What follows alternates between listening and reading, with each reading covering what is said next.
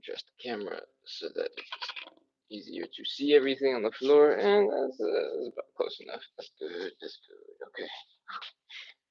Whew. We're gonna change things up today. We're going to do not 45 minutes of side splits and hip mobility. We're gonna work out some back and neck.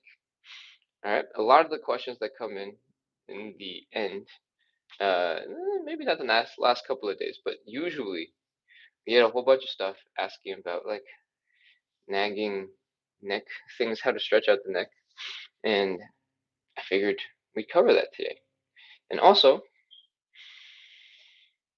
my back has been super slouchy, and I'm starting to feel it. It's getting a little stiff. So I'm gonna do a little bit of a back workout with you guys today, and hopefully we'll get some tools for helping our shoulders relax, for helping drop those shoulders down, for helping to stand up a little straighter, and we're gonna get into it some cat cow. All right, come on over. Hey, Keisha, welcome back. All right, let's do some cat cow. Oof, man, I just woke up. Start feeling super ultra stiff. Ugh. Ugh. All right, let's get into some cat cow. To warm up the spine before we start doing cool stuff. Drop that belly button low, put that arch in your back, look up. Ooh. Hold it for a couple seconds. Ooh. Come on back down. Round the back, tuck your chin into your chest. Try to lift the mid back up into the air as high as you can. And keep going. I don't know how many of these we're going to do. Probably as many as it takes for me to run out of words to talk about things. I think I've already run out of words. Maybe we need to do more than that. Let's see. That's 3 so far. Let's do 5. 4. Put that arch in your spine. Come on back down. Oof. Keep going. This is number 5. Whew. Alright. Now, we're going to move on into something that's a little bit more relaxing. I want you to see if you can sit back on your ankles. I want you to see if you can sort of just flop over in front. Do a little wiggle in the spine. Kind of just give yourself a nice shake from side to side. And we don't have to do this for very long. We just try to relax our backs a little bit before we get into some back extension, right? If you're just joining in, today is a slightly different show. Mostly because I'm trying to give my hips a little bit more rest. I'm trying to make some more time to get into deeper, more intense side split content.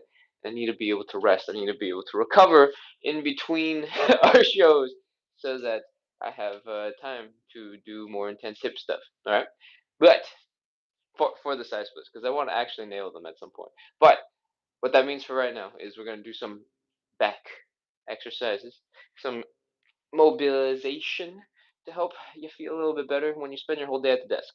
Cool? Alright, where are we going? We're going to move on to another exercise. This is called back extension. What I want you to do is hopefully find a more or less comfortable place to lie down. Ugh. And oh man, it's so early in the morning. This is nice.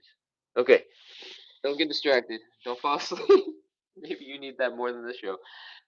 Put your hands, put your arms across so you can rest your forehead on the floor, on your arms. All right. I want you to stick your pelvis into the ground. Make sure it stays nice and stable. And what we're gonna do is we're gonna lift our necks and our backs off, something like this. And we're gonna come down. Whew. That's one. Let's go for 8 of these. Up and down. Whew. Up and hold and down. Nice and slow and controlled. Keep on going up and down. That's 4.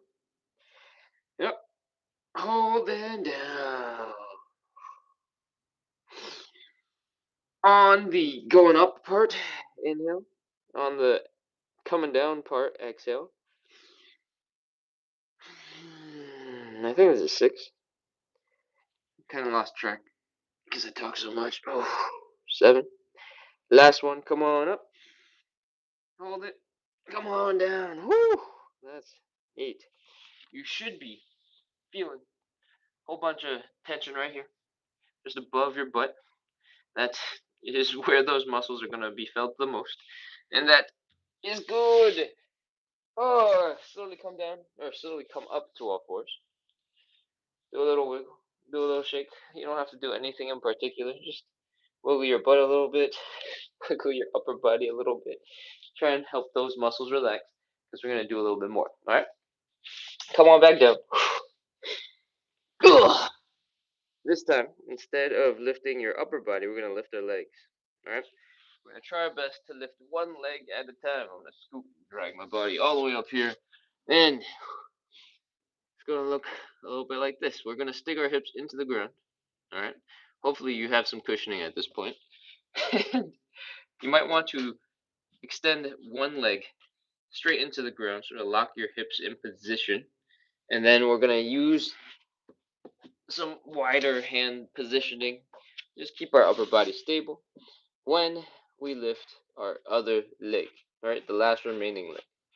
I want you to do your best, use your glutes, flex them real hard, lift that leg back up behind you. If you have been doing hip cars for a long time with me, because we do hip cars every single day to warm up, those glute muscles, talk about them every day. They should be firing. And lift and switch. Is there an amount of time that we're holding each one for? No.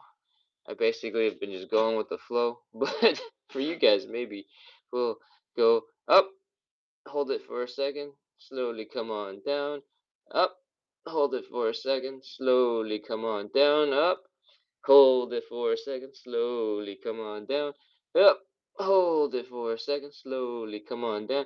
Remember to breathe. Don't hold your breath.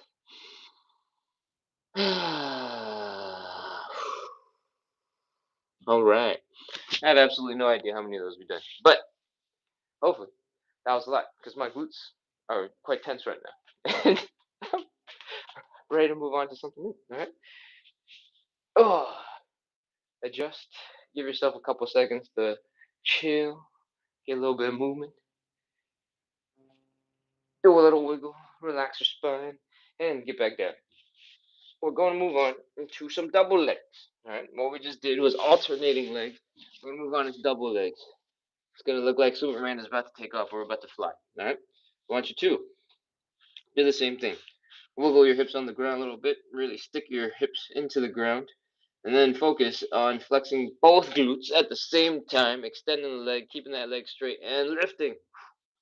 Whew, you should feel it building here in that low back. If you touch your back right here, you should feel right next to your spine, these two muscles working real hard. Come on down. And up. Hold. 1, 2. You can come down. Whew. Relax. And let's go. Up. 1, 2. And down. Nice and slow. Come on back up. Up. 1, 2. And come on down. Alright. Again. Up. 1, 2. Come on down. If these are super tiring because you're using muscles you've never really used before, that is absolutely okay for you to take a break. All right? Don't feel like you absolutely need to crush these right now. This is an experimental show. I'm just messing around, trying to change up the exercises that we do a little bit so that I have more time to recover and I can work on harder side split stuff, for me at least. Ugh. I feel like we've done a bunch of these. There's got to be at least 8 to 10. Pause for a second. Come on up. And come into something that's called child's pose. All right? You're going to sit back on your heels. You're going to try and fold forward, flop into the ground. You'll feel like the low back is getting all stretched out, which is what we want. It's the opposite of what we've been doing, contracting our hip muscle or our low back muscles. I want you to see if you can do a little wiggle. Wiggle your butt around. See if you can get a little gentle stretch and gentle movement so that this part of your spine, the low back, gets a little extra relaxation. If it feels real nice, now you have a tool that you can use whenever you want. All right, flop around and we're gonna repeat the whole thing that we just did. We're gonna do the just lifting. Actually, no, we're not. We're gonna make it more difficult first, and then we're gonna repeat the whole thing. We're gonna combine both the front and the back. We did some prone extension to start. We did some single leg, switching back and forth. We did double leg just now. We're gonna try and lift everything up. I don't know if the camera angle is gonna be nearly wide enough to see the whole thing happening, but you'll see some random half of my body all curved up. All right, let's go. Ugh. Come on back down. Let your hands come across your face. Bring your forehead down to the ground and rest your head on your arms. All right.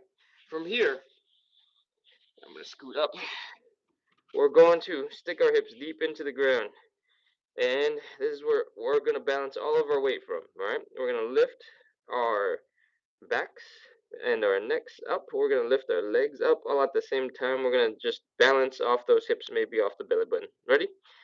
Slowly inhale. Lift. Lift everything up. See if you can get maybe the bottomest rib bone touching the ground, and come on down. Woo! That was one intense rep. Mostly because I was trying to figure out what to say and I couldn't figure it out, so you just had to hold it the whole time until I figured out what I was going to say next. Whew! This is an experimental show. Okay, let's go for number 2. Breathe in and come on up. Hold it, hold it, hold it in slowly. Come on down. Woo! I hope you're feeling that crazy sensation in your low back. We're going to go again. Let's go. Up. Inhale. Hold it. Hold it. Hold it. See, you can go up a little higher. Contract those glutes even harder. Contract those hamstrings. Remember, this is basically the reverse part of the hip car. And come on down. Woo. Oh, man. How many of these have we done? Has it only been like 3? My back is tired. Holding it is crazy. All right, let's go. One more. Inhale up. Hold it. Hold it. Hold it. And come on down. Woo. That is 4. I'm feeling the tension here in the low back. Feeling it. Feeling it.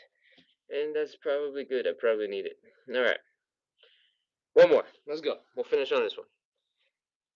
Head down. Hips locked into the ground.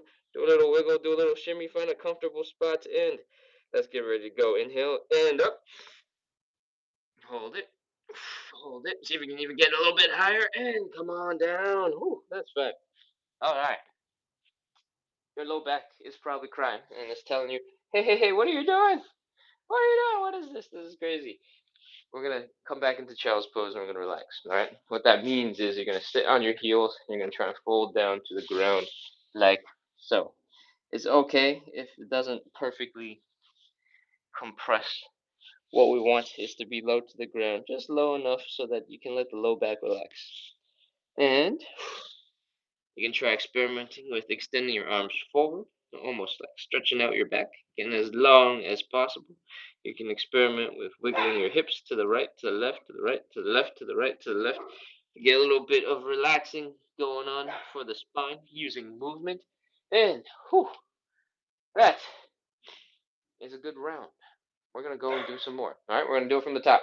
Let's do some cat cow for people who are coming in brand new.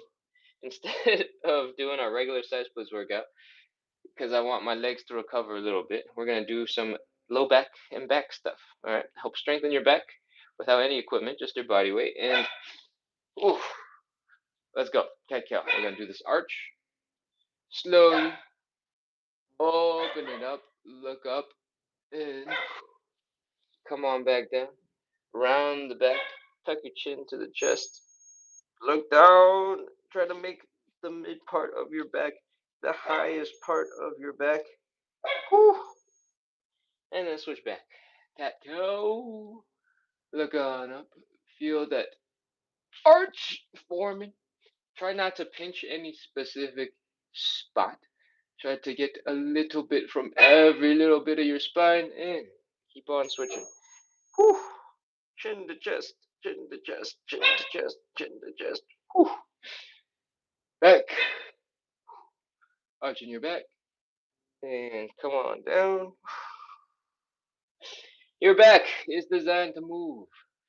It is designed to do a lot of stuff, and for the most part, we don't do very much of it except for the slouching stuff.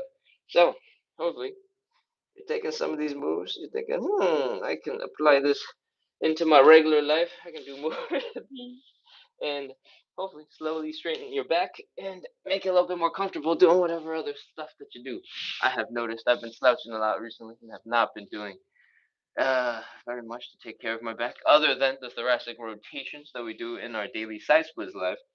And so here we are, doing some back stuff. All right, we're going to start from the top. We just did cat cow, and now we're gonna do some prone lifting. Prone just means we're laying on the ground. And when I say lifting, I really meant back extension, but I forgot the word for a second, and I couldn't figure out what to say, so I said lifting. All right, rest your forehead on your arms. Stick your hips down deep into the ground, find a nice comfortable spot, and we're gonna lift the upper body off the floor. Lift, lift, lift, lift, lift, lift, lift, lift, lift, lift, lift. Whew. Pause for a second, and then come on down. Whew. That's half a rep. I want you to time the breathing so that the inhale is coming up, exhale is coming down. All right, inhale. Hold it. And down. Whew. That's two. Keep going. These are not about speed. They are about trying your very best to contract your muscles as deeply as you can, as strong as you can. And whew, that's three. Come on up. Inhale. And come on down. Exhale. Oh man, Benji's going crazy out the door today. I wonder what's going on. Inhale. Exhale. That is five. If you can do more, let's do a couple more. Let's call it eight. Come on back up. Inhale. Hold it. And down. Whew. That's six. Keep going. Inhale. Hold. And down. That's seven. Last one. Inhale. Hold and down. That's eight. Okay. Whew. If your back is tired, great. That is the point. We're building up some muscles in our back, and if they weren't tired, then you weren't getting much stronger, I guess. All right. Pause for a second. Come into child's pose. Try to relax the low back. Give it a nice little stretch. We're just gonna hang here for a couple of seconds, and then we get right back into the next exercise. Whew. You can massage your low back a little bit while you are here. You can wiggle your butt a little bit while you are here. Just add a little tiny bit of movement to help loosen up the back. And come on back. We are getting into the next one. We did the upper body. Now we're going to do the lower body. Stick those hips into the ground, and we're going to alternate lifting one leg at a time. Stick your arms out to the side and use that for a little bit of support. But if you've been doing the hip cars with us on our regular show, in our side splits show, this will be super familiar. We're going to stick our hips in the ground, then we're going to lift our at least one leg at a time. We're going to flex our glutes real hard. We're going to use our hamstrings. We're going to straighten out that leg, and we're going to lift, lift, lift, lift, lift, and then come down and chill. Cool? All right. Let's go. Lift. And down. Lift. And down. Lift. And down. Lift. And down. I feel like one of my legs is real tired. Lift. And down. Lift. And down. I have no idea how many of these we've done already, but I'm gonna pretend this is 4 on each side. Up and down. Keep going.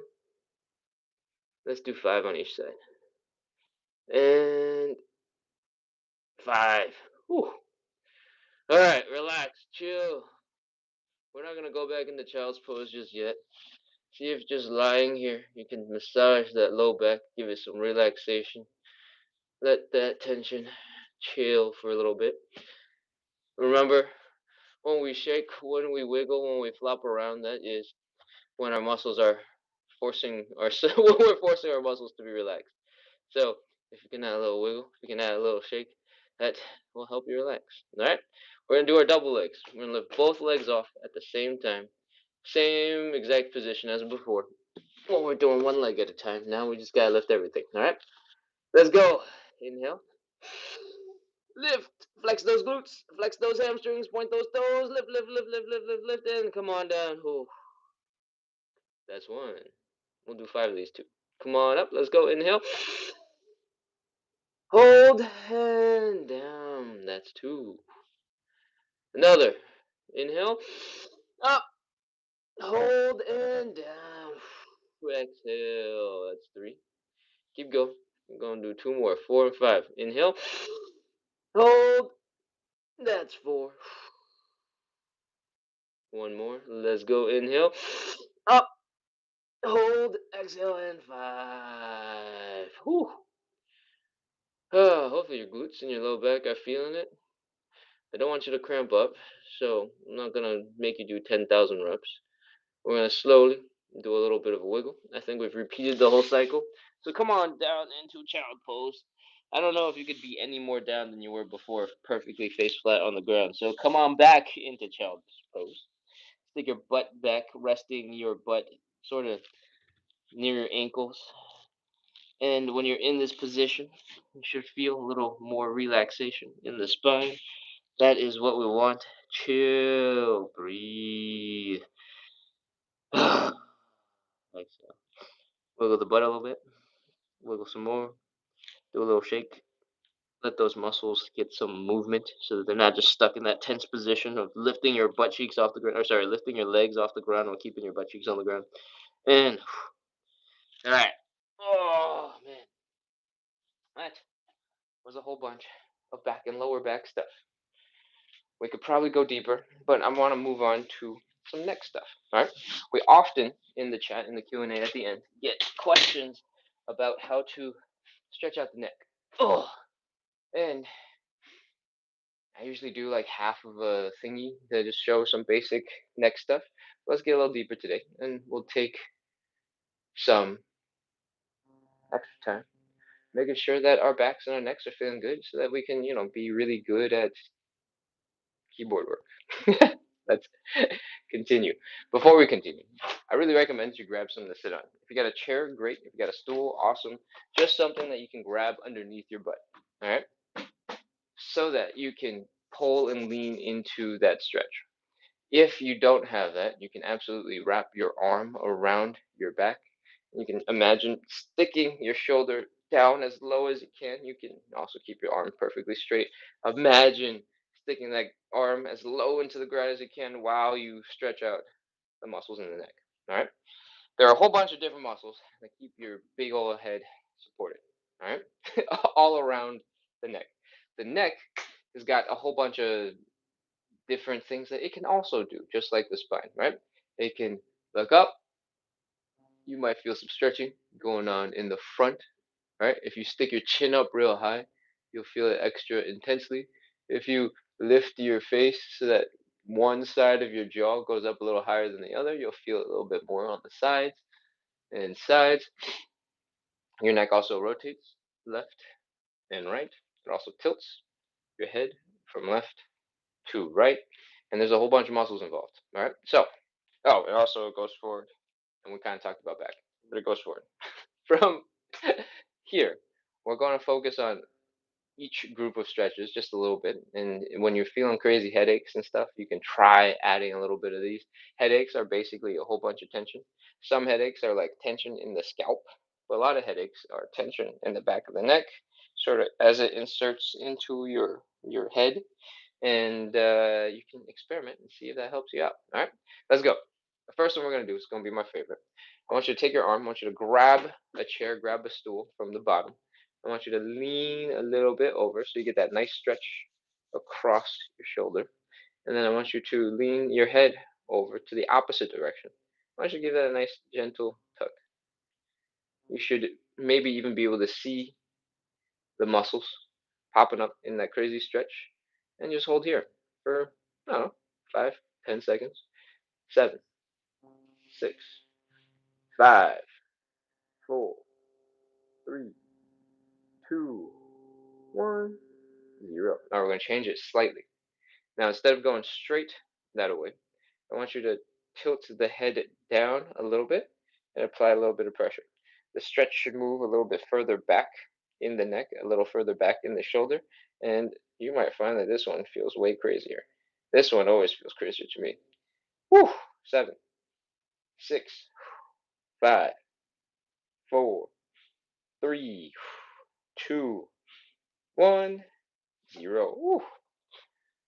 Whew. All right. The reason why we have this tool is so that we have something to hold on to keep this shoulder fighting against whatever our neck is doing.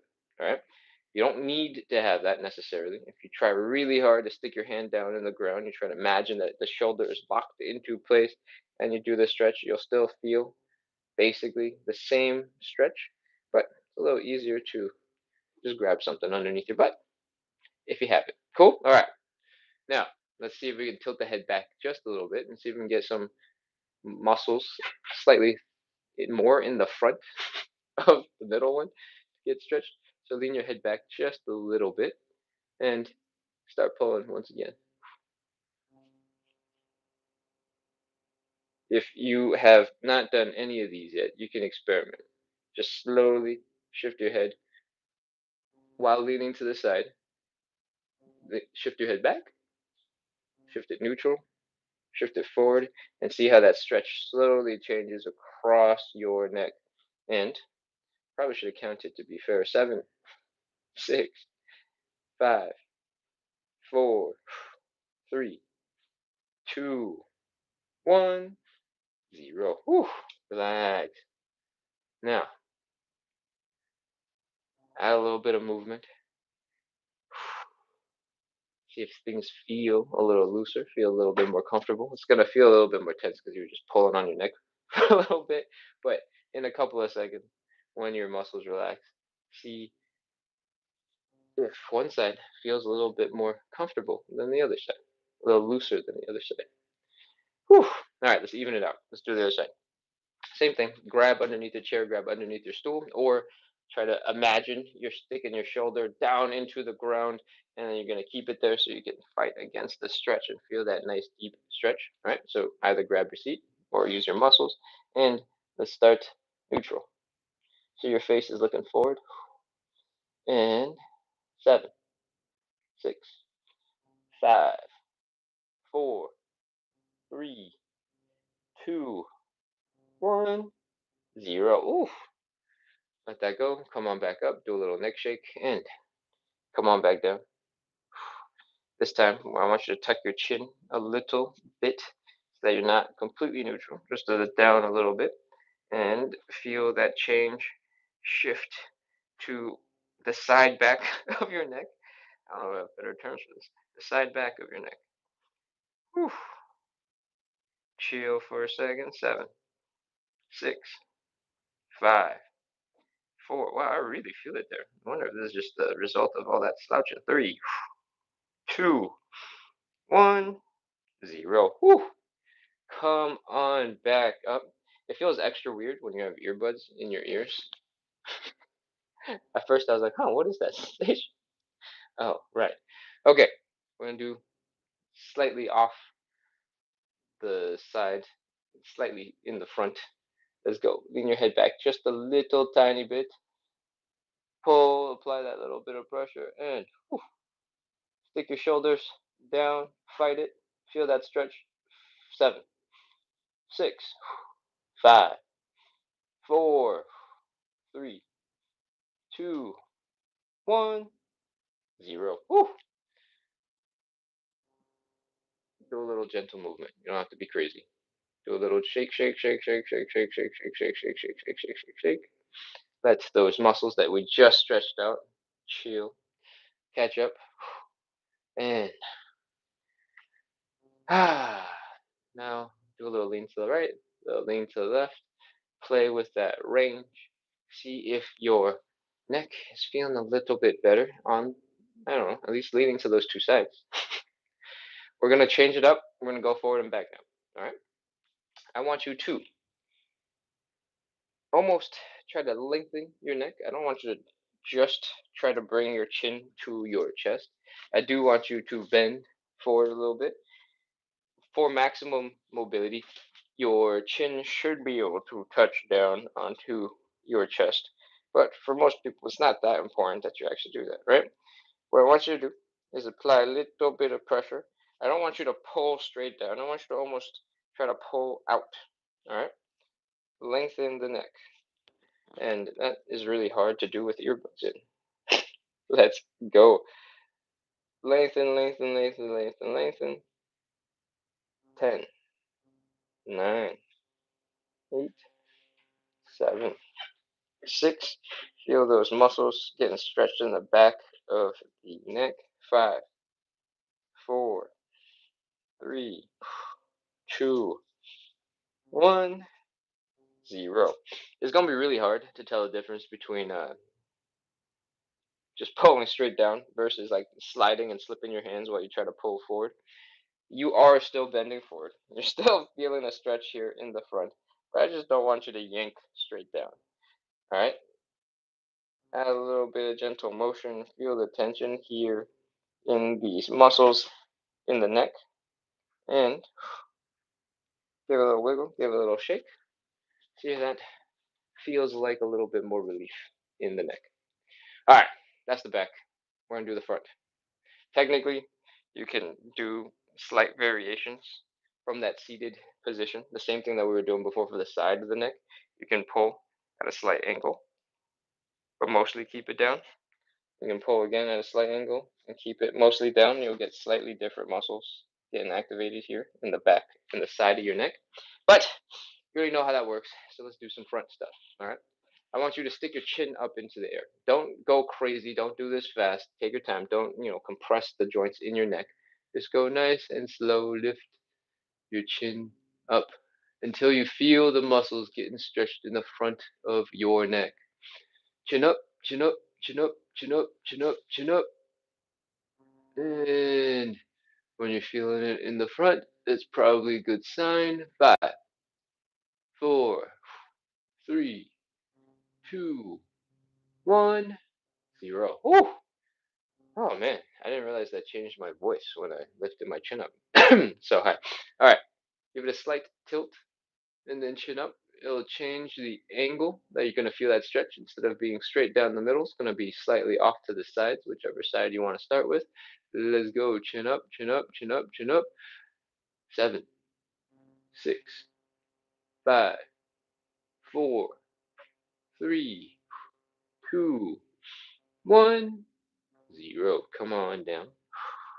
Relax for a second. And do the other side. Chin up, chin up, chin up, chin up. Remember, you should not be feeling any pain at any of these movements. If you're feeling a sharp pain, an insane sensation, you should probably skip whatever it is that we're doing. Chin up, feel that stretch building on this side of the neck. Chin up some more. Experiment with it. Rotate your chin. Play with the angle. See if you can get it feeling more crazy. Crazy for you. Doesn't have to be crazy for everybody. What matters is you and how you're feeling. And let's go. 7, 6, 5, 4, 3, 2, 1, 0. Woo! Come on down. Hopefully, in a couple seconds, the amount of stretch your neck has will start evening out because that one side you just stretched is probably got. But now, what have we done? We've done the forward, we've done the side to side, we've done a little bit of the back. What else does the neck do really well? We're going to do a couple of mobility drills. These aren't going to be stretching necessarily like we were just doing. Your head is designed to be able to move from side to side. All right. Rotate, sorry, side to side. So I want you to try your best to slowly, while keeping a neutral neck, right? So your head is up and down, to look to your left, right? Keep that chest nice and straight and upright. Keep on looking, looking, looking. You might feel a little bit of a stretch while you're rotating. You're going to be firing a whole bunch of muscles trying to lift and rotate your neck to the left. And that's about it. We've spent a couple seconds there. Go the other way. Slowly, slowly, slowly, slowly, slowly, slowly, slowly, slowly, slowly. Rotate the other side. You might feel some tension here as you rotate. It won't be nearly as intense as when we were stretching out those muscles, but you'll feel something. And come on back. Whew. Let's do a couple of those. Your neck is designed to be able to do all these things, right? This is called checking your blind spot for us driving people. And I know most of us aren't doing it very well these days, or at all, based on the things I'm seeing on the road. And hopefully, I'll be able to make the driving community a little bit of a safer place just by rotating your neck. Whew. All right. I don't have any idea how many of these we've done because I've been rambling and coming up with random things to talk about. 3. I'm gonna just pretend it's 3. 3. And we've done 3. 4. Let's go. Rotate, rotate, rotate, rotate, rotate, rotate. Rotate some more. Keep rotating. Whew. See if your eyes can look really far back. So you're truly actually checking your blind spot. All right. Your neck doesn't have to keep going further, but if your eyeballs can shoot real far back and focus on what's behind you, what's over your shoulder, that is a really neat skill, right? And 5. All right. There's another axis in which the neck can rotate. And this one, I can't think of any reason why normal people would be doing this. But you can tilt your head. So you can lift sort of your head to do this, right? It's like when your dog looks at you and goes, huh? Huh? It's the question mark head. I'm going to call it that from now on. Question mark head. And what we're doing is basically rotating the head. We're trying to keep it super neutral. Rotate the head so that you drop your ear down. You're going to feel a little bit of a stretch right here on the side once again. But we're not trying to yank it down this time. We're just trying to slowly use our muscles to try and pull ourselves into position. All right? And we're going to do the other side. You're going to feel all the same muscles that we stretched earlier. They might not be as intense of a stretch as before, but this is good. Keep going from side to side. Let your body figure out what it's able to do or reclaim what it should be able to do. And chill, relax, flop around. Let me know if that feels good. We got a question. I haven't looked at the chat in a really long time, which I feel bad because I'm experimenting with new content. Reina says, "Do I have to sit in the same way or something similar?" Um, Sitting is probably going to be the most comfortable way to hang out.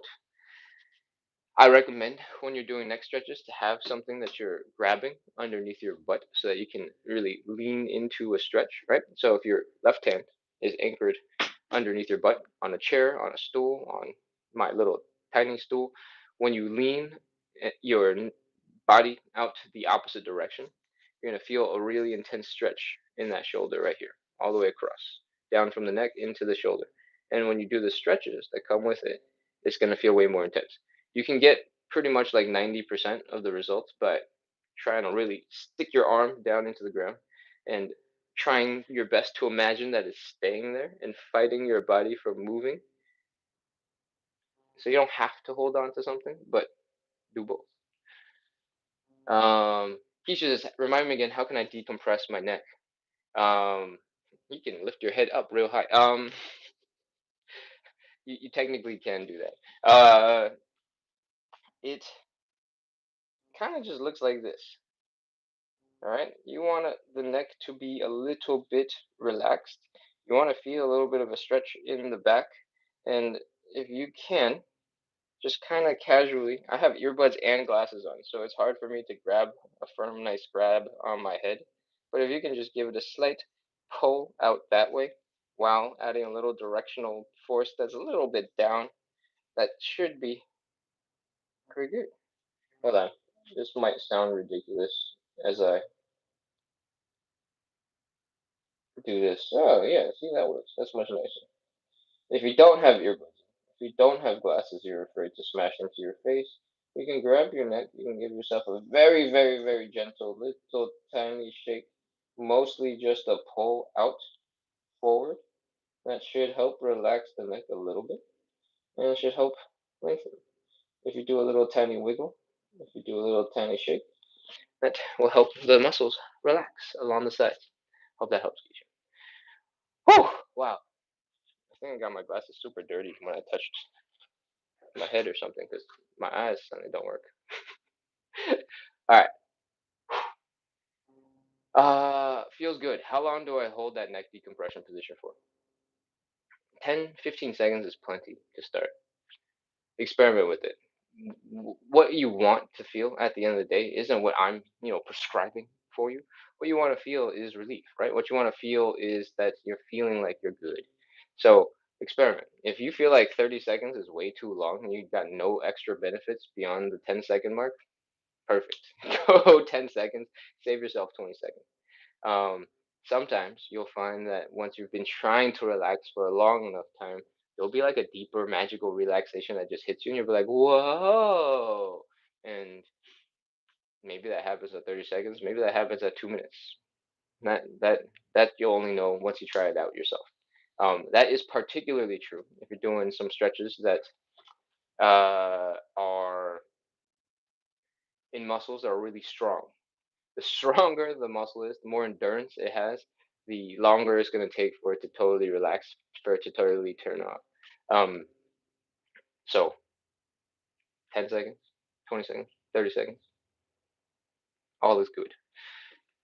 Doesn't really answer your question, but start at 10. You get probably 90% of the benefit at 10 seconds. You can try to do a little bit more, see if something awesome happens, and then if it doesn't, don't.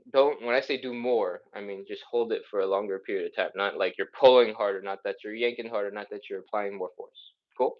Drake says, I'm trying to get more movement, but I'm also lazy. Lol, help. What I have found is when you go take group classes, when you find yourself getting into a situation where everybody is doing exercise, you're gonna be like sheeped into doing more work, doing more stuff. When I say sheeped, I mean everybody else is already doing it, so you're gonna have to do so, right? If you have that emotional drive to do what everybody else is doing, put that to work. Go to classes, enjoy. Once you show up there and you're in the room, you can't be as lazy as you want to be. All right. Um, this is sort of the mentality I try to help create when we do these live things. That there's other people doing this with you, and I'm gonna get back on the floor, do a little bit more back stuff, and then we'll wrap up. Oh, we're already 45 minutes deep. Wow, this is crazy. I thought this was gonna finish in like 20 minutes because I was out of stuff to do. But clearly I talk a lot. Uh, that's the vibe I try to emulate, like you're in a group class when we do these exercises. The majority, I don't know if you have been to any of our other lives, but the majority of the content I do is around hip mobility and side splits. We do stuff that kind of looks like this, really working on the hip joint, and we end up doing stuff that looks like this, Cossack switches. Um, Being lazy is totally cool. All right. One of the things that I recommend is stop trying to treat fitness as its own thing that you have to go separately do, and see if you can integrate it a little bit more into your life, right? If you got 2 minutes waiting for the microwave to heat up lunch, if you can do a couple of calf raises while you're just standing there waiting for the microwave to finish, if you can do a couple of squats while you're waiting for the microwave to finish, if you can just, do some light, gentle stuff, kick yourself in the butt like you're a runner, do some high knees, you don't even have to leave the little square that you're at waiting for the microwave to finish. You can stare at the microwave all you want and you can still get a little bit of movement in that downtime, right? If you were otherwise going to be doom scrolling for those 2 minutes while you waited for your microwave to finish, you know make sure to hit follow, make sure to subscribe so you see the rest of my content that's around turning your house into a gym, and hopefully that will be a perfectly timed reminder for you to get a little bit of exercise. All right. Whew, where are we going with this? I'm gonna come back to the ground. We're gonna do a little bit more back stuff. because we jumped into the next stuff for like half the show, and I wanted to make this about strengthening your low back. Cool. All right. We're gonna wrap up with one last round of back stuff. So hopefully you have something comfortable on the floor you can lay on. I want you to drop your forehead onto your arms. Have your arms crossed in front of you. And try your best not to fall asleep, but wiggle your hips a little bit. Find a nice, comfortable spot on the ground. If your hips are feeling real sensitive, feel free to drop a pillow under your hips, preferably a really, really, really thin pillow, maybe like a couch cushion or something, a decorative pillow. And we're going to start our first exercise by lifting our chest off the ground. All right? And I want you to contract the muscles here in the low back, and I want you to come on up. Inhale and lift. It's not coming just from your neck. Wow. It's not coming just from one portion of your spine. I want you to try to contract all the muscles up your whole entire back. You're probably going to feel it the most here in the low back. But, oh man, I should have described this well. We were laying down. Come on down. Give up. Surrender to gravity. Breathe. Oh. And is there anything else I need to say? No. Contract all the muscles in your back. You're going to feel it mostly in one or two spots. That's normal. But try your best to contract everything. One more time. Come on up. Not one more time. We're going to do like 5. But like, again. Up. Inhale. Slowly come on down. Woo. That's 2. 3 more. Up. Lift that body. And down. Woo. 3. Breathe. At this point, your back is probably a little bit more tired. So we're going to give you a couple seconds to catch your breath. And we're coming up. You ready? Let's go. Inhale up. That's 4. Come on back down. Up again. Inhale. That's 5. And come on back down. That's 5. All right. We focused on the upper back. Or the upper back. Now we're going to focus on lifting our legs. We're going to lift our lower body. I'm going to pull myself forward because you don't need to see my head nearly as much as before. We're going to stick our arms out to the side for some stabilization. And now we're going to really focus on flexing the low back, flexing the glutes, flexing those hamstrings, and lifting those legs up. All right, let's go. Inhale and lift. Contract, contract, hold, and come on down. Whew. Oh, in the previous versions, I did this one leg at a time, and I just did a double leg. So maybe we'll switch over to a single leg. Stick your hips into the ground. Try to stick one leg into the ground, so it can act as like a little bit of support. And we're gonna lift one leg at a time. All right. Other leg, the one that's not stuck in the ground. Flex the glutes, flex the hamstrings, point the toes, lift that leg up as high as you can, and come on down. If you do our regular live, our regular side splits and hip mobility live, we're switching to the other side, by the way, then this is just the last part of that hip car where we lift the leg back behind us. Except now we have to fight gravity real bad. Oh, keep going. Lift. Breathe. Come on down. Other side. Lift. Come on down. Lift. Come on down. Lift. Come on down. I don't know how many of these we've done. It feels like we've done like 5.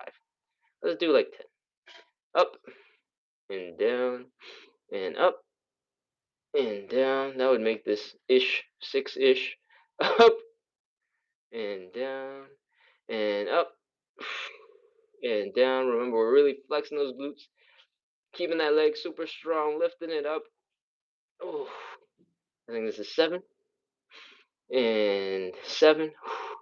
If you're tired, feel free to take a small break, pause, and when you're ready, continue. Lift and down and lift and down and lift. This is 9, by the way. We're almost done. 9 again. Last reps on each side. Let's go. Inhale, up. That's 10. Come on down. Other side, inhale, up. Contract those muscles and come on down. That's 10. Whoo, hoo, hoo. Maybe your hamstrings are real tired right now. Maybe your glutes are real tired right now. Maybe your hips are feeling a whole bunch of pressure from pushing into the floor. That is what we want. Chill here for a second. Breathe. I'm trying to decide if we're going to move on to the double leg right away or if we're going to stretch out our backs. Let's stretch out our backs. Scoot your butt back. This is called child's pose. I think in Pilates and yoga, you'll encounter this pose a bunch. Whew, but basically, when you stick your butt back and you try to rest it over your heels, you have to stretch out the low back a little bit. Get a little bit of relief. Which is what you want. Oh, man. Inhale. Exhale. Chill. Inhale. Exhale. Chill. Do a little wiggle with your butt. Do a little shake. Let the spine relax. And whew, come on back forward. We're going to do the double leg. Lay down. Chill. And get ready to flex those muscles. Shake around. Make sure your hips are nice and strongly attached to the floor. Let's get ready to lift both legs at the same time. Keep your arms pretty wide for support so you don't start shaking and wobbling. And let's go. Lift. Inhale. Exhale. Drop the legs. Inhale. Hold. Exhale. Drop the legs. You'll probably notice that it is way harder to do both legs at the same time. That is very normal. I think we've done 3. Let's go. Inhale. Up. Exhale and down. Especially if you've done a whole bunch of these already today, you're going to be extra tired and your range is going to be extra low. That's okay. Inhale up. Exhale down. Whew, that is 5. Let's do 3 more. Inhale up. Exhale down. Whew, that's 6. Keep going. Inhale up. Exhale down. Oh, that's 7. One more. Let's go. Come on. Inhale up. Exhale down. Oh. All right. Now my low back is feeling pretty fried. I think this is my 3rd round of this today. And I want to go back to more child's pose. So, everybody, let's go. Child's pose. Come on back. Let the back relax. Whee! Do a little wiggle. Do a little shake. Oof. Lengthen out that spine. Grow super tall. I know it's not possible for me to grow any taller. That'd be a wonderful dream, but whatever. We're stretching it out. Stretching, stretching, stretching, stretching. Getting some length in that spine. And whew, hopefully your low back is a little bit more relaxed. Let's put it all together. We're going to lift our chest. We're going to lift our butt. And by butt, I mean we're going to lift our legs, not our butt. Our butt's going to be the only thing that stays down on the ground, all right? And by butt, I mean the other side of the butt. Our hips are the only thing that's going to be staying down on the ground. We're going to lift everything else up. Cool? These are called like Supermans or something because you look like you're flying, except it's, yeah, it's tiring. So, all right, let's get ready to go. You got options. To make this easier on yourself, you can keep your arms to your side. You can keep your arms in front of you like we did when we were doing the back extension, where our forearms were underneath our forehead. If you want to be really crazy, you can extend your arms out in front of you. That's going to make it way hard. And we're going to lift everything all at the same time. We're going to lift the front, we're going to lift the back, we're going to turn into little bananas. Let's do it. When you're ready, we're going to inhale and we're going to lift. All right, inhale. Lift. Lift, lift, lift, lift, lift, lift those legs, flex those glutes, flex those hamstrings, lift those arms in. Come on down. Ooh, that's 1. I don't know how many of these we're going to do. Maybe 5. Let's do 5. Let's go. Inhale and up. Inhale. Hold. And down. Whew. That's 2. Let's keep going with number 3. Inhale and up.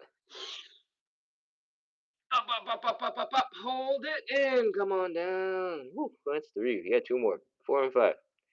Let's get ready to wrap these up. Inhale and up. Swim a little bit. Have a little bit of fun with it. I'm just kidding. You can drop down now. 4. Whew. I'm glad I said 5 at the beginning because I don't want to do any more than these. 5. Let's go. Inhale up. Hold it. Hold it. Hold it a little bit longer. Hold it some more. Keep holding and down. Whew. That is 5. All right, now for realsies, really gotta do child's pose because your back is probably fried. Sit back, lean forward, flop on the ground. You can just pretend that you're super drunk and you're just on the floor or something, trying to crawl up. That's basically what we're doing. I just crawling around, letting our back relax, and if you don't know this position, we're basically sticking our butts to our ankles and trying to let the low back relax a little bit. If you do a little tiny wiggle, wiggle your hips from left to right, that adds a little tiny bit of movement. Should give you a little bit of back relief for that tension we just created. And that's it. That's the child pose. All right. When you're ready, come on back up into standing. I think we're ready to wrap up for today. Whew. I hope you enjoyed the little bit of back stuff, a little bit of neck stuff. Hopefully, these are all tools that you can take into whatever ailing weirdness is going on with your body. And we'll be back doing side splits later tonight at 9 p.m. All right. The side splits life is our normal daily life. I'm taking a little time off. I'm trying to create a little bit of space so that I can focus on more intense side split exercises because I want to break through the little plateau that I've been stuck at so I could finish up on side splits at some point this year. It's already halfway through the year, so I'd really like to finish them this year. And for that, I need to be able to have a little tiny bit more time to recover in between. All right. Hopefully, you're feeling really good, feeling really strong in your back, and you're feeling a little looser in your neck. I think after the majority of our exercises is lower body. It's only fair that we do a little bit of upper body stuff.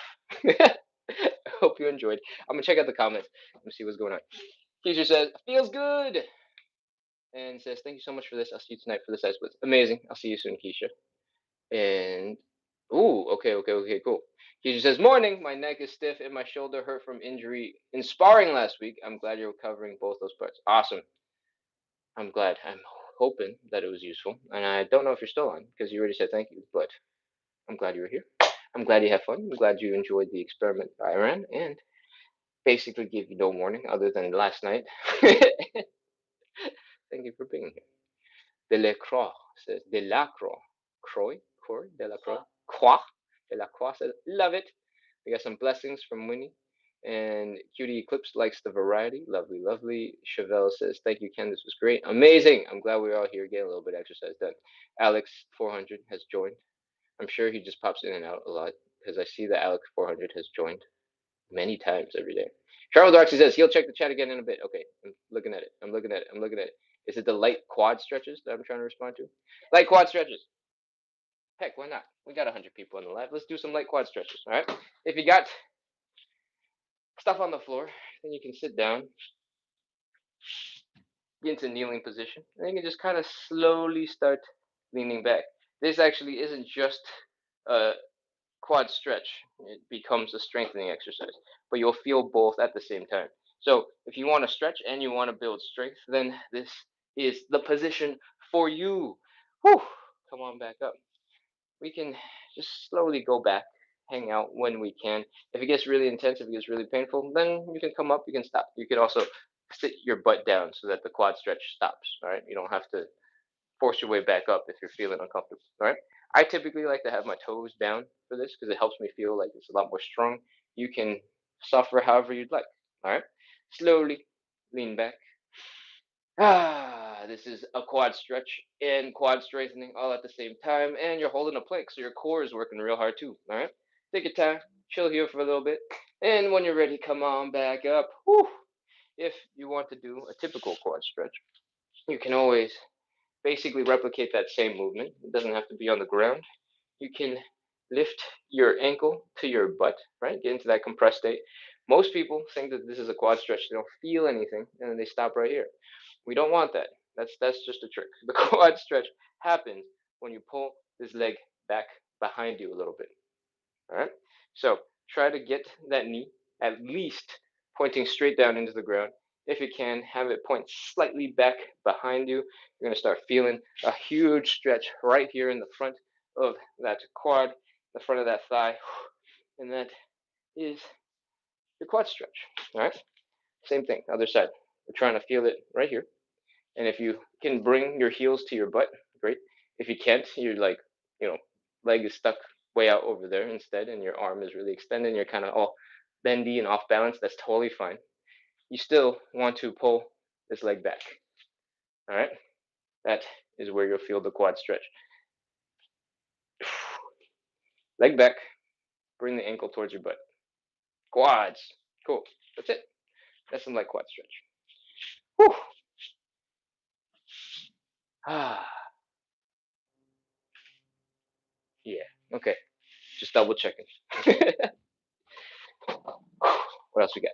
Travels Roxy says his Hip Mobility Live is daily at 9 p.m. Eastern, Monday through Sunday, and he also will be back tomorrow morning. Yes, I do two lives on the weekends. There's a Saturday morning live and a Saturday morning live, Saturday night live, Sunday morning live, Sunday night live.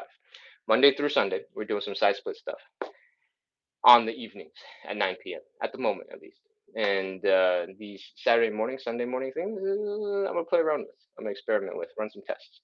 Today we did a whole bunch of back and neck stuff, strengthening that low back and stretching out the neck for all our chronic computer peoples, and myself included. I hope you enjoyed and hope you liked the experiment. If you did like it, which it seemed like a bunch of people did, I will clean it up and make it a little bit smoother and make it more tight instead of super rambly. Queso says,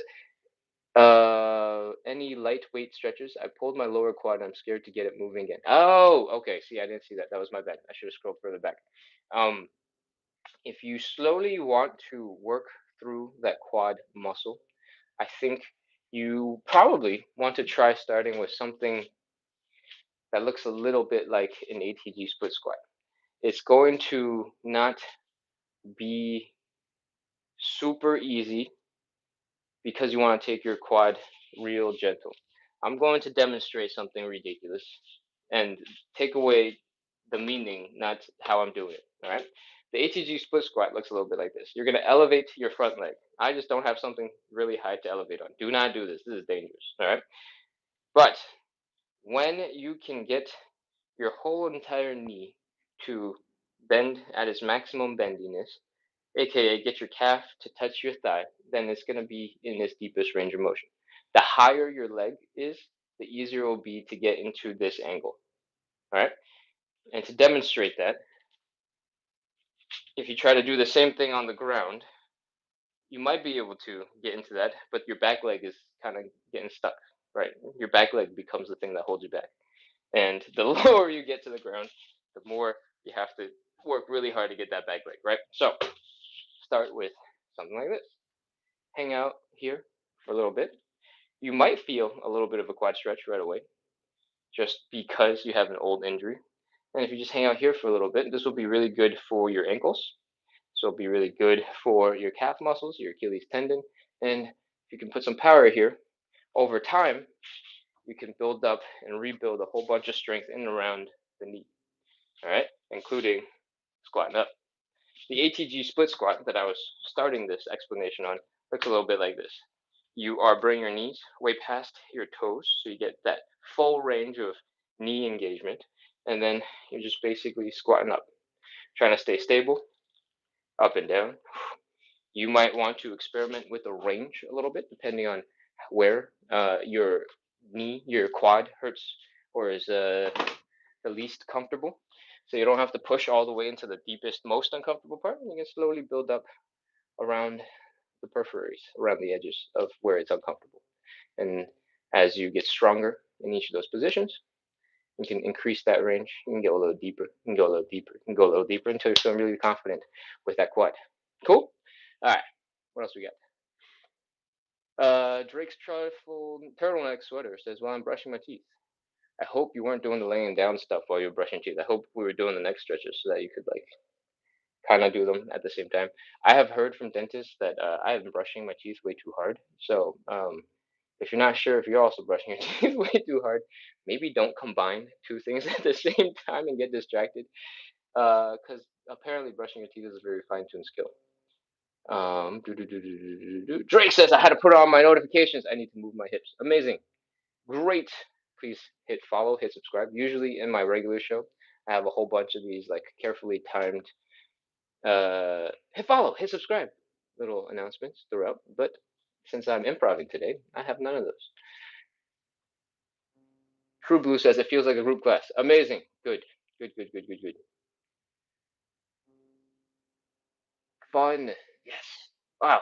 This is so much good vibes and positivity in the chat today. This is awesome. I'm feeling so good. Especially because this is an improv class.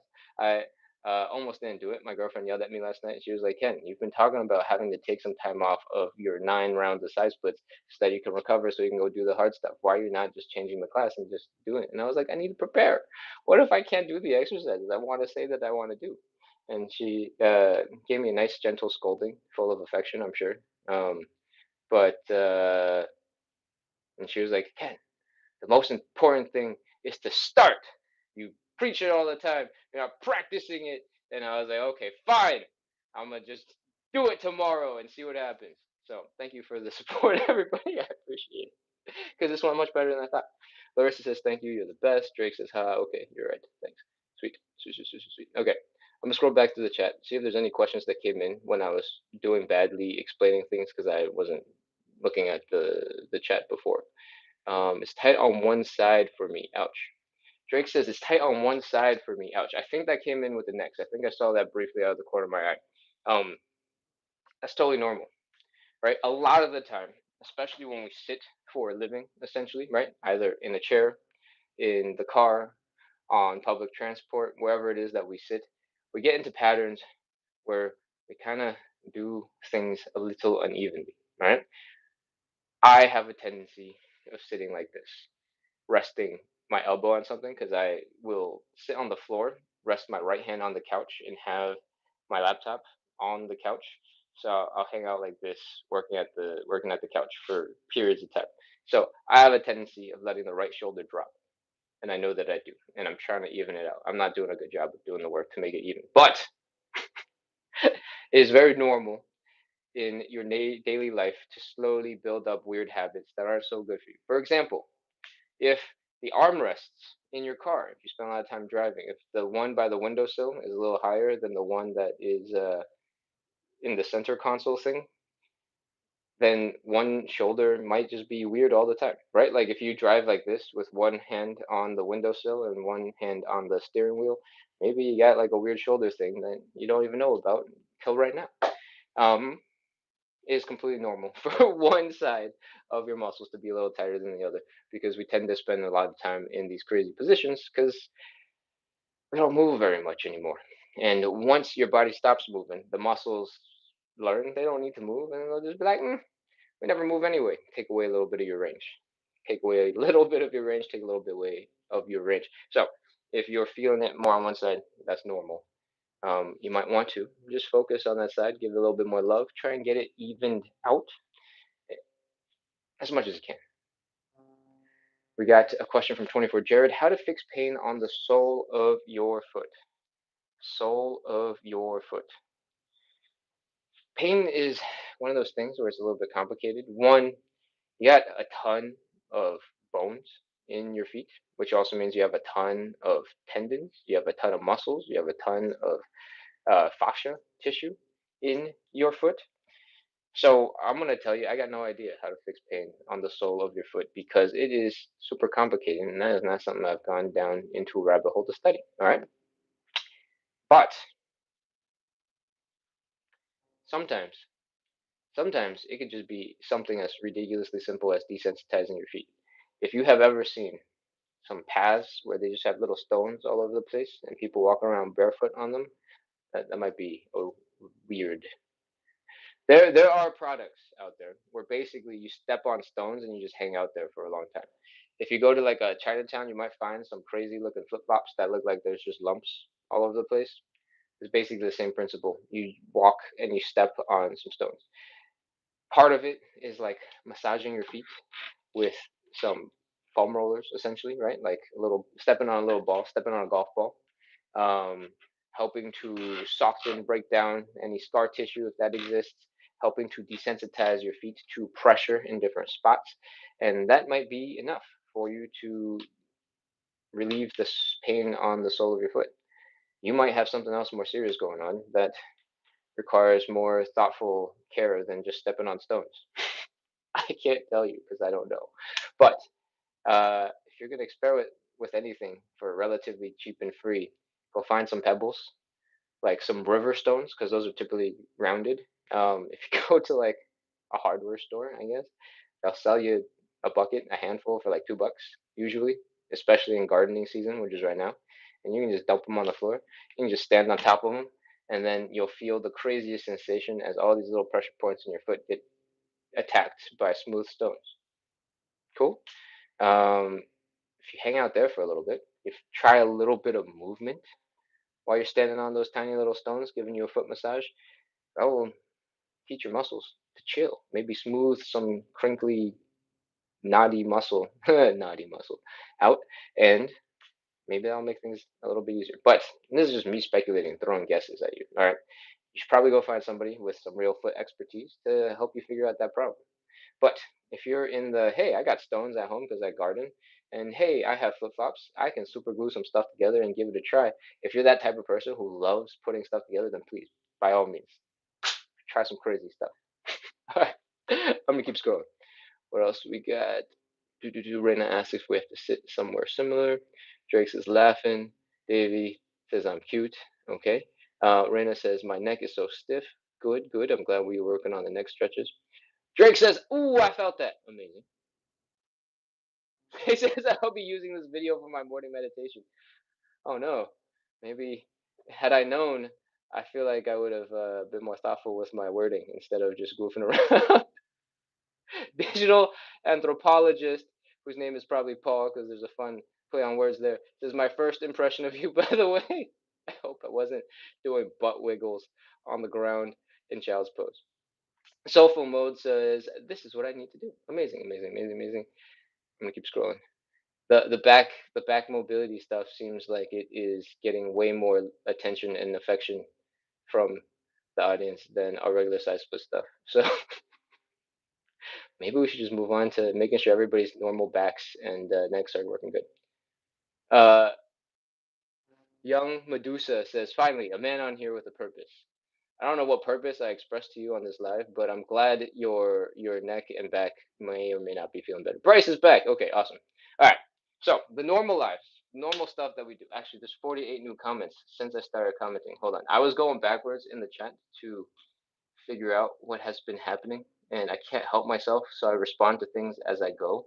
And usually that just means I go backwards in reverse of the order of the comments.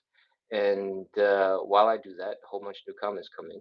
Most of them are just TikTok notifications. I wish I could turn those off so I could just see pure chat because I don't really care that much about some of these other details. Like somebody has shared the live, which is amazing, it's awesome. But if it blocks off my ability to see the chat, it's not that helpful to me. Your favorite margarita, that TV says, is it okay to stretch in bed? It's absolutely okay to stretch in bed. So if your bed is super soft and it's super squishy, sometimes it'll be a little bit hard to get into a deeper stretch, right? Because the heavier parts of your body are going to roll into the softest part of your bed and you're going to get stuck there. So it can be a little bit more of a pain in the butt to get into the position that you want to get into. But if you know where you're supposed to feel the stretch, you're feeling that stretch, do whatever you want. The more comfortable you are, the easier it is to stretch, better, the more likely you're going to stretch, right? Um, if you usually wake up in the morning and the first couple of steps you take, you feel like it's crazy, like your calves are super tight, like your feet basically don't work, you're like limping out of bed for the first couple of steps, and then after the first few steps, you're all fine again. If that's what's happening to you before you get out of bed, please, do some ankle rotations, do some lifting your toes up and down. It's called dorsiflexion. Um, point your toes, shake out your legs while you're laying down before you get out of bed. And hopefully that first step that you take won't be nearly as crazy where you go, oh, oh, everything's okay. All right. Travel Directly says, yes, he has a video on his channel about stretches you can do in bed. Yes, I think there is a short that I do, and it's a little bit of just flopping around. Some of it is goofy, but um, in bed, ugh, or on the floor, you might be able to do something that looks a little like this. Let your hips turn, let your knees drop to the right side. Try to keep your shoulders flat on the ground or flat in the bed, and oof, get a little bit more spine stuff here. You might be able to do some stuff that looks like ab work. Lift the legs up and down. You might be able to combine both of those things. Let the legs drop to one side. Oof, my back just cracked. Do the other way. It's going to be a little bit harder on a bed than on the floor with a little bit of foam because when you squish into the bed and the bed squishes with you, it's gonna make you want to fall further in that direction rather than have you push against the wall so you can come back the other way. So that is a small con of the doing exercises in bed. If you need to push off the surface to do something, the bed's gonna be real soft. It's gonna be hard to push off of, right? Bryce says, "See y'all tonight." See you later, Bryce. And what else we got? Cutie says, "Grounding, massage the feet." Yes. And says, "Foot has 26 bones, so 2 feet has 52." By telling patients that they have a ton of bones too. Yeah, yeah, yeah, yeah.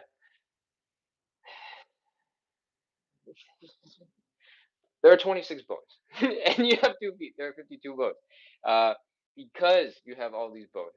Because they have to collaborate and move together, and the only thing connecting them really are your joints and your tendons, and I guess the fascia sort of another layer underneath or above or on the surface. I guess surface. You got a lot of stuff going on. So it's really hard to magically pinpoint pain when it's on the sole of your foot from a sentence. But thank you, Ed, for being much more detail oriented than me. All right, scrolling, scrolling. The blueprint says tennis balls work. Yeah, tennis balls definitely work. Golf balls tend to be smaller, and you can be even more precise with it. Tennis balls do compress a little bit. When you're first starting, tennis balls will be great. They'll be fine. Anything will be better than nothing, right? So don't get into specifics about which tool you're going to use. That's not so important when you're first getting started. But if you happen to golf as well as play tennis, because people who do those things tend to do both. Uh, Golf balls are really hard. They're very firm, and you're able to put a lot of pressure on them, and those might be even more intense for you, right? They're probably the closest thing to stones. uh, but golf balls are very smooth. If you step on them wrong at the wrong angle, they can go shooting out and launching across your home. That is dangerous. If you got a lot of glass furniture, it's probably not a good thing for you to do. So try to do that on something with a little give so that the golf ball stays in place. Like if you got some carpeting, great. If you got some, I guess maybe foam flooring, that'll probably be a good place to get your golf ball to apply some pressure to your foot without having it fly across the room. Can you give advice for Taibo? Taibo is way more high intensity and cardio stuff.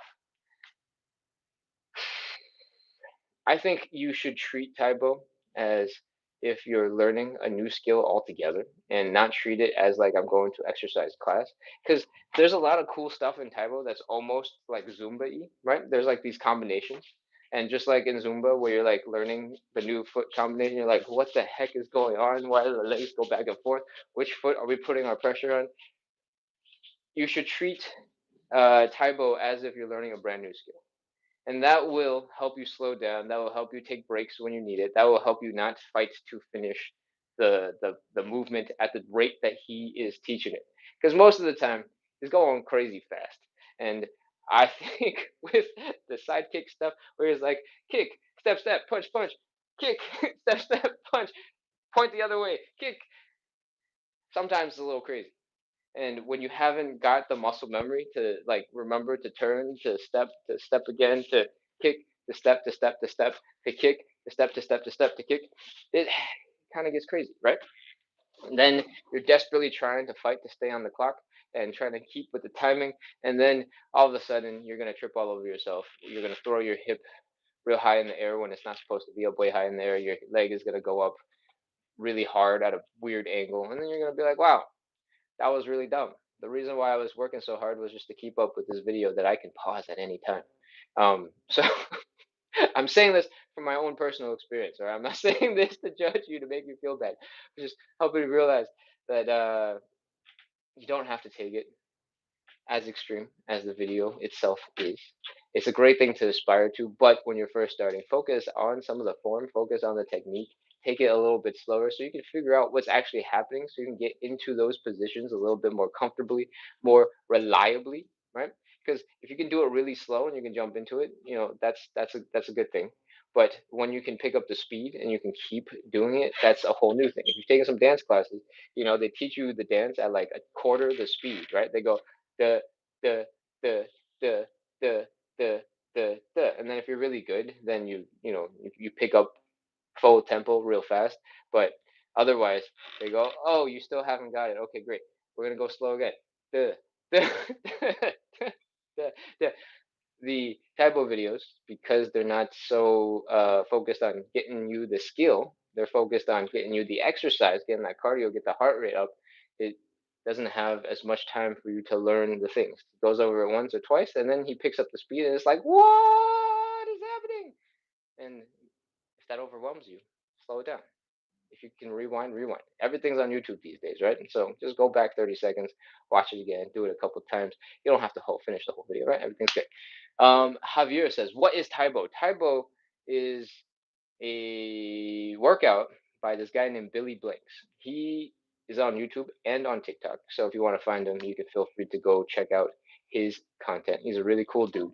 He is like a legendary martial arts athlete as well, like black belts in Taekwondo and a whole bunch of black belts in some other disciplines.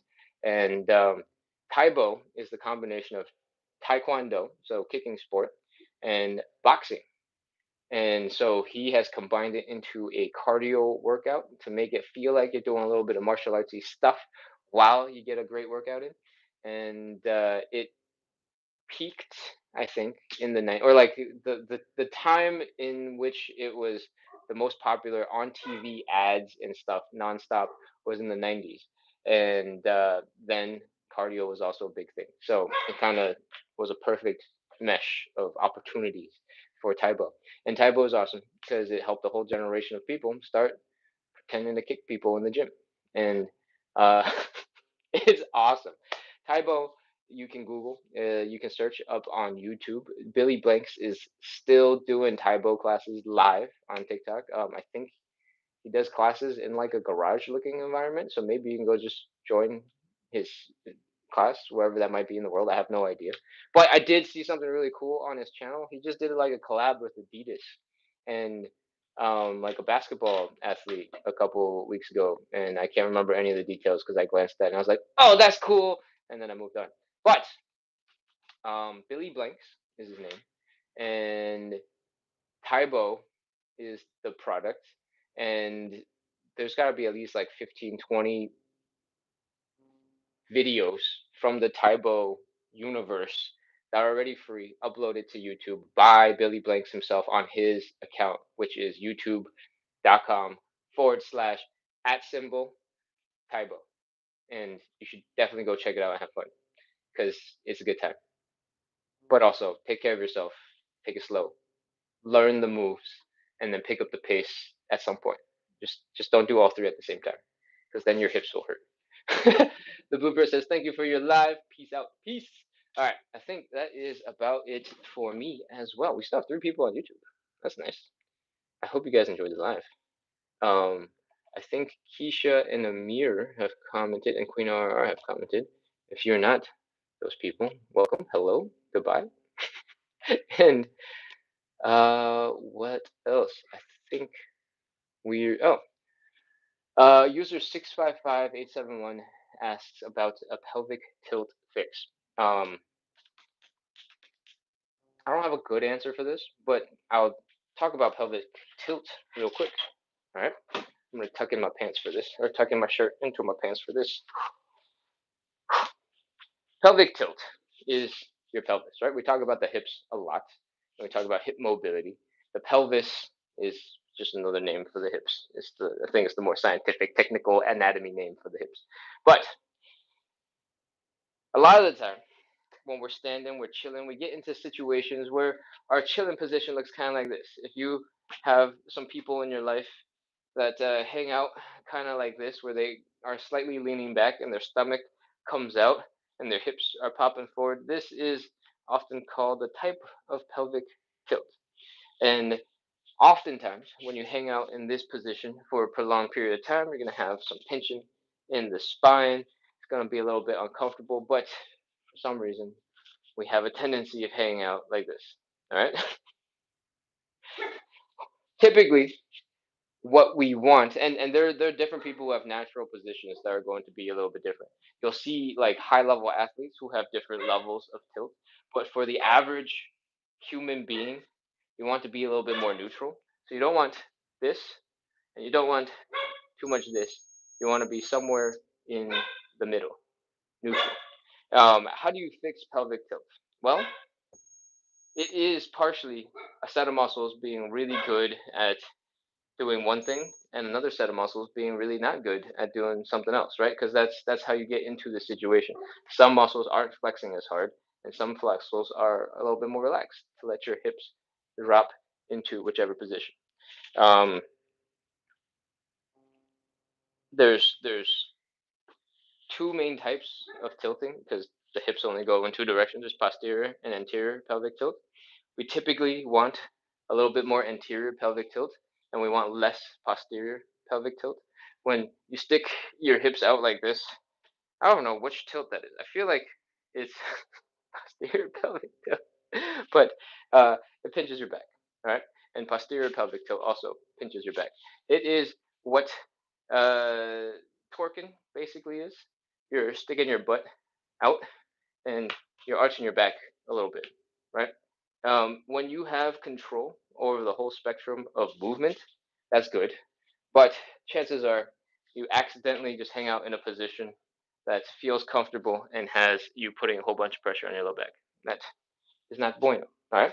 So what you can do to cancel out some of it. I don't know if this is gonna be some holistic solution to pelvic tilt. What you can do is spend some time strengthening the muscles that you want to be stronger to pull your hips back into the directions that they want to be in, right? So, like we just talked about before I sit down, we don't want this, right? We don't want the arch in the back. We want the opposite. We want this to be a little bit flatter. So, for that to happen, you can focus on strengthening some of the muscles in the core and holding this position that you want in the back. A great way to work on that is called the hollow hold. All right. What we're going to do is we're going to try and have our low back touch the floor. And in order to do that, your chest might have to come up a little bit. Your legs might have to come up a little bit. You might have to get into this kind of banana shape. All right. The main goal here is the low back is flat on the ground. You can't stick your hand underneath. All right. A lot of us, when we lie down, you'll be able to stick your whole hand underneath your low back because you got that much arch going on, right? So we want to bring the arch down. You might want to, if you can't get in there with just your muscles yet, you might want to lift your knees up, and that will help you flatten out that part of the spine. And then, if you want, you can straighten out your legs. You can use your muscles to hold your legs up, keep yourself in that position. And this is how you can strengthen yourself to get into the position you actually want to, right? The stronger you are in this position, the easier it will be for you to get out of the other versions of the tilt. And that might be enough to fix your pelvic tilt, but it might not be. I don't know. I haven't tried to actively fix it before, and I haven't really delved super deep into it. But that is some very basic stuff about pelvic tilt, and hopefully you got some relief. Oh, if you have discomfort from pelvic tilt, if you spend a lot of time like this and you have like a pinching sensation in your low back when you're sleeping, sometimes when your bed is super squishy, it doesn't help and it puts more pressure into your low back. One of the things you can do is to lift your knees up. All right. You can, I don't know, this isn't a good example. You can try to put like a pillow underneath your legs to give that knee a little bit of elevation, and that will take the arch from this when you're sleeping to something a little bit flatter. And that can take a little bit of pressure off your low back, make your sleep a little bit more comfortable. That, I think that's all I know about the tilt. I hope that was helpful. I'm gonna roll over now. Ugh. Whew. All right, we're like 90 minutes deep into this live. Do I have anything else I need to address? Caleb says how to fix it. Cool. We kind of covered it.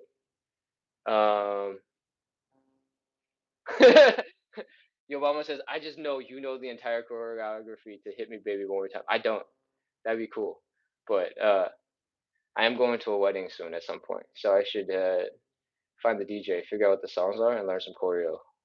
And I have like 3 months to prepare to wow the whole place. Anyways, Caleb says, wow, thank you. You just saved me literally 40 years of my life, genuinely. That seems like a lot of life that I have saved. I'm gonna just take a screenshot of that, and then next time somebody says you're just no, nobody's ever said this. You're just performing on the internet. I'll be able to whip it out and be like, I saved this guy 40 years of his life, genuinely. All right. Thank you so much, everybody. We are gonna wrap it up for today.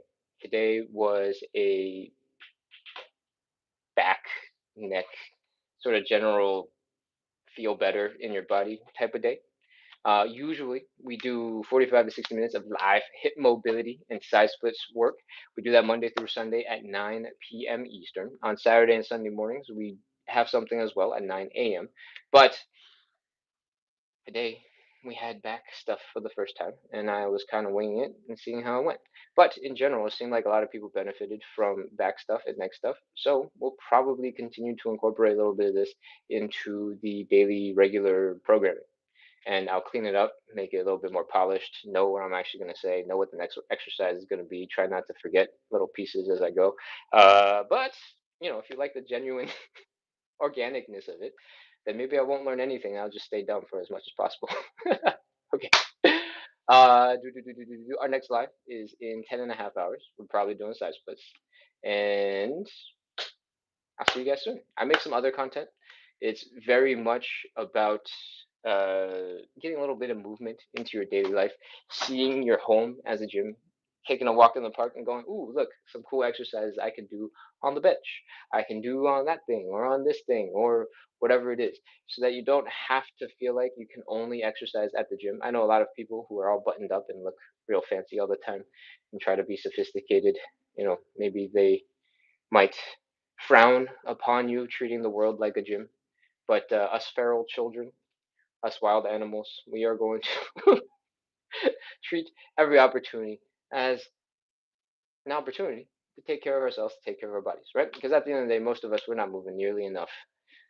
We're far below what is recommended. And the only way to do anything about that is to make movement a daily part of your life, a fun little thing that you keep on incorporating, something you enjoy, right? So, again, if you got 2 minutes while you're waiting for your coffee to come out the machine or whatever, you got 2 minutes to do a ton of calf raises. If you could do calf raises for 2 minutes nonstop at a nice quick pace, it would be insane, right? If you could do squats for 2 minutes straight, that would be absolutely insane.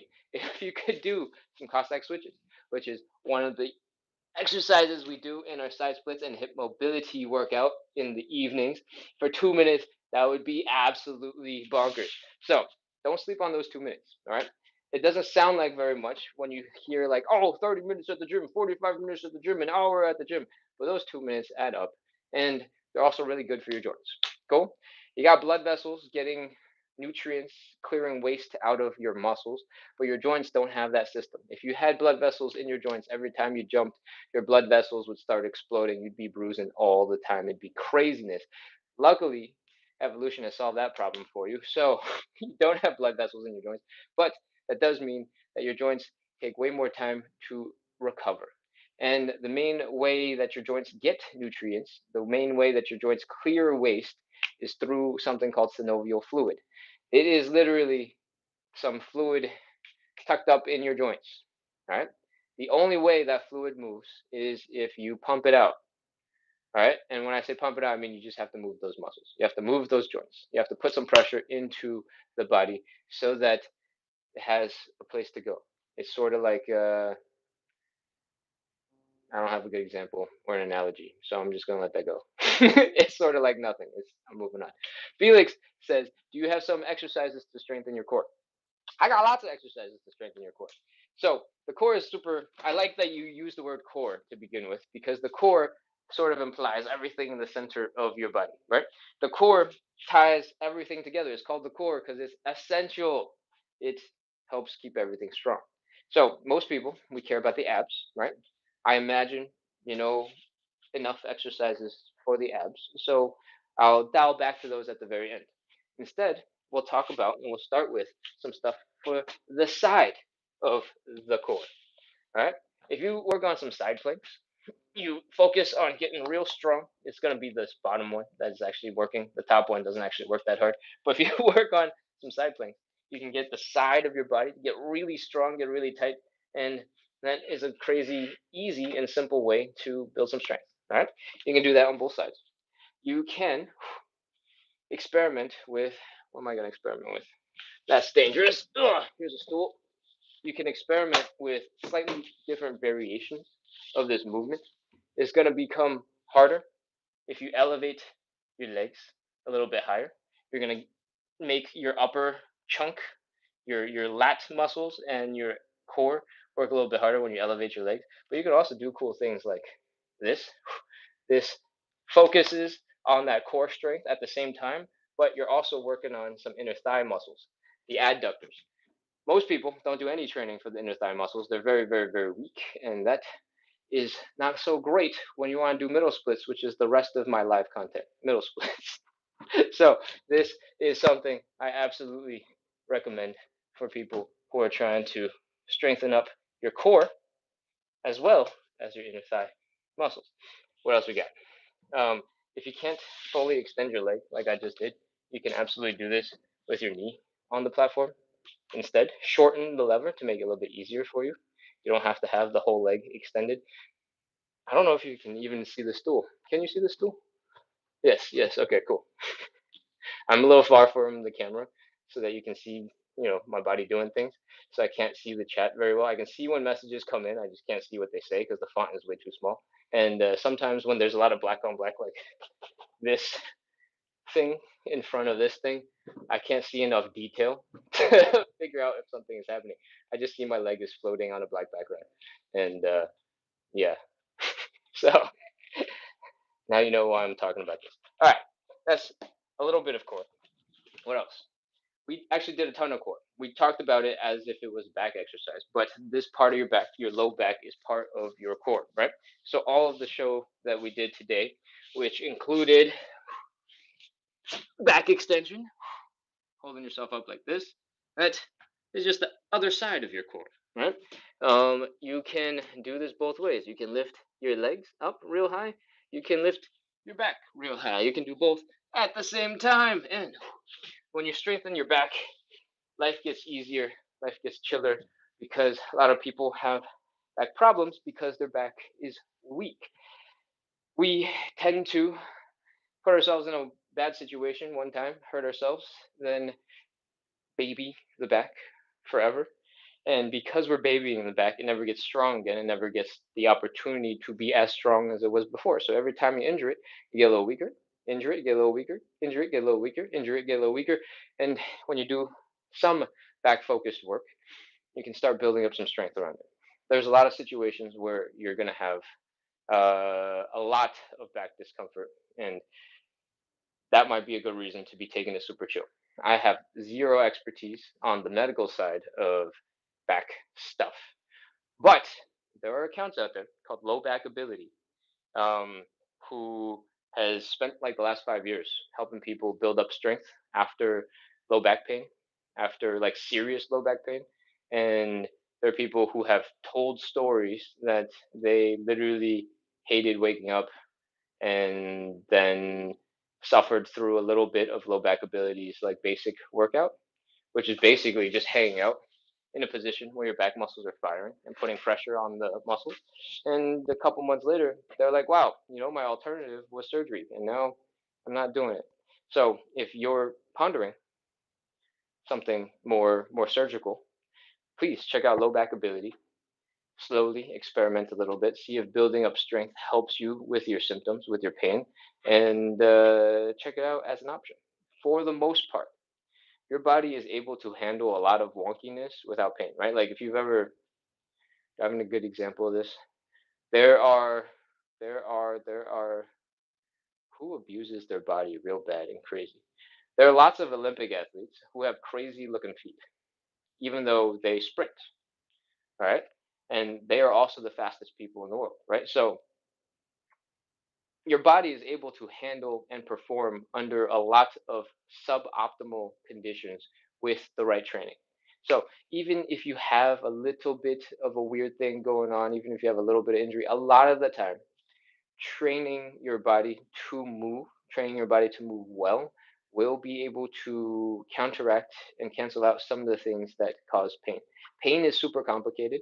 It has way more going on with it and is more individualized than you could imagine. If I had the same injury as you, I might not feel the same amount of pain that you do, right? Like pain is incredibly individualistic. Um, there are studies, I believe, at least they're anecdotal. So anything I say, just pretend they're anecdotal, and they're not actually scientific. From this sentence onwards, there is stuff out there that suggests that there are adults with like very very very very minor bulges in their back who experience an insane amount of pain, and there are other adults who have a ton of bulges in their backs who don't think that they have any pain whatsoever. So pain is one of those things where a lot of it is how your body, how your brain is interpreting the situation. And because it's so complicated, it's going to be really hard to have a one size fits all, like quick and easy way to explain how to relieve pain in any given spot. Especially the more complicated that spot is, right? Somebody asked about sole of the foot pain, and mentioned there are 26 bones in your foot.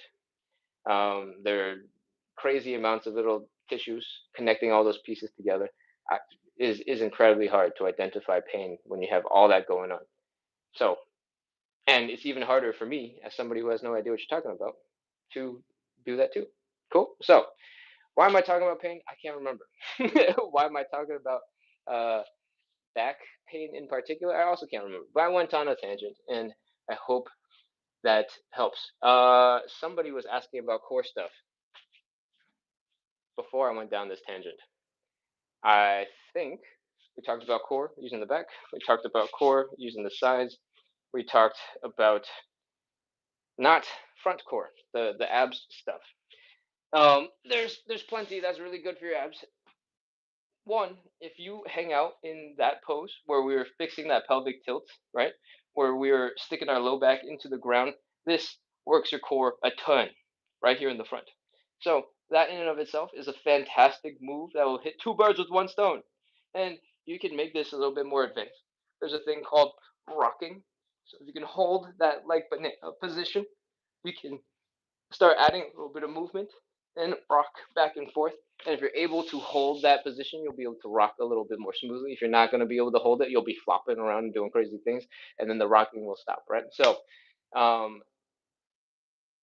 yeah, I think working on that hollow body hold, if you're going to Google it, hollow is HOLLOW, body hold, is a great way to build up core strength in the front that is super functional.